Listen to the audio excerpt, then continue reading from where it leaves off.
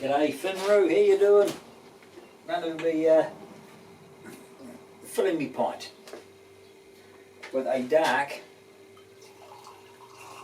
just topping it up with a dark, it's a stout. It's not a Mangrove Jacks, but it's a beer very much like Mangrove Jacks.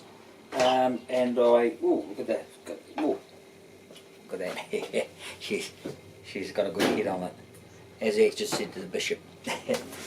So I want to talk about this, just do a quick video. This video is mainly about testing out this new camera that I got from my daughter, she sold it to me quite cheaply, which is very nice of her, wasn't it? And a couple of weeks ago I did a kit. It wasn't a kit and kilo, it was a kit. It wasn't Mangrove Jacks, it was one like Mangrove Jacks, and I did a Mangrove Jacks dark malt as well. And I used some US-05 harvested yeast, and I put it in there. I just did what I normally do, and I fermented it at 19 degrees, and then after 3 days I bumped it up to 22 for 10 days to finish off the 10 days, and then cold crashed it and then put it in the keg. So you know, it was very quick, very easy beer to do. I need to do some more kit beers because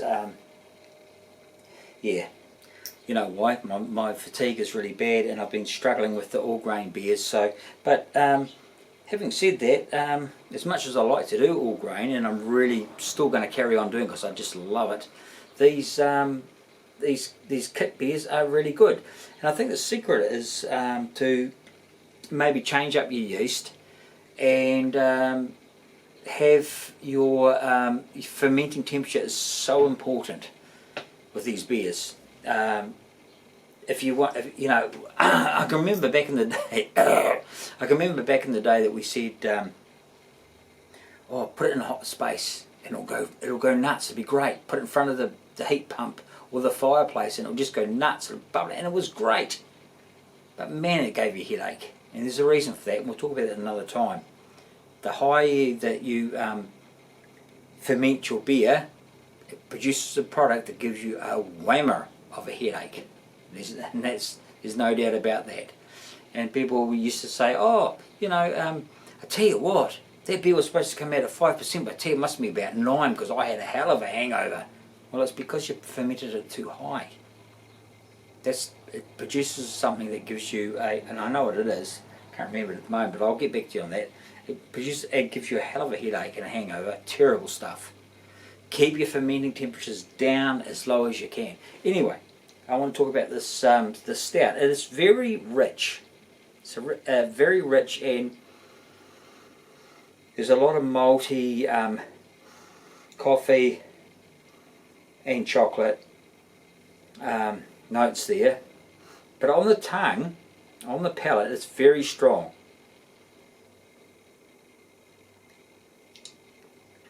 And it's quite bitter. I wish I could tell you what the brand was of this beer, but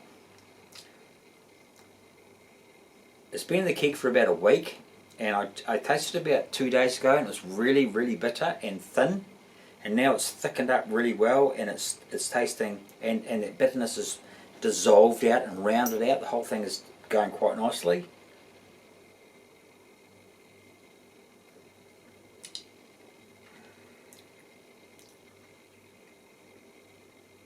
Yeah, so it's very, so that is really, really improving. So I will say to you that I think the secret when you if you're starting off in your beer and you're brewing, what you need to do is you get your barrel, you do your thing, you do the kit and kilo. That's fine, that's great. There's nothing wrong with that.